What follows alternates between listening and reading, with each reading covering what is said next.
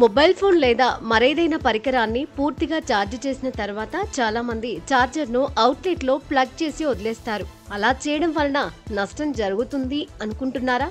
అయితే దీనివల్ల కలిగే నష్టాలను తెలుసుకోవాల్సిందే. ఇది అనవసరంగా కరెంటు వాడకం పెంచడం నుంచి అగ్ని ప్రమాదాల వరకు తరచుగా అనేక ప్రమాదాలను కలిగి ఉంటుంది. నేటి డిజిటల్ యుగంలో ఫోన్ ఛార్జర్లు ఇంట్లో ఎప్పుడూ ప్లగ్ లో ఉండడం సర్వసాధారణం. అయితే ఫోన్ ఛార్జ్ అవ్వనప్పుడు కూడా ఛార్జర్ను ప్లగ్ లో ఉంచడం వల్ల అనేక ప్రమాదాలు తలెత్తుతాయని నిపుణులు హెచ్చరిస్తున్నారు.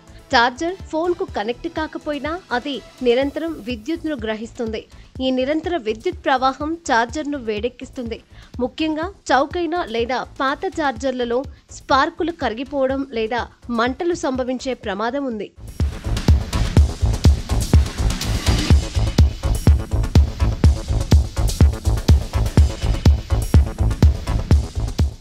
ఛార్జర్ ఉపయోగంలో లేనప్పుడు కూడా తక్కువ మొత్తంలో విద్యుత్ను వినియోగిస్తుంది.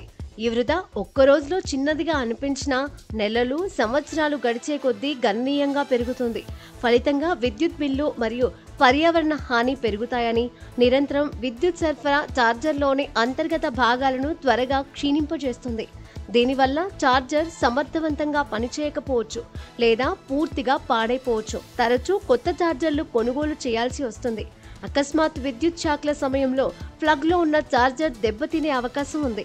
ఇది గమనించకపోతే ప్రమాదకర పరిస్థితులకు దారితీయొచ్చు. ఛార్జర్లో అంతర్గత లోపాలు తలెత్తితే షార్ట్ సర్క్యూట్ సంభవించి ఇంట్లో అగ్ని ప్రమాదం లేదా విద్యుత్ వ్యవస్థకు నష్టం వాటిల్లే ప్రమాదం ఉంది.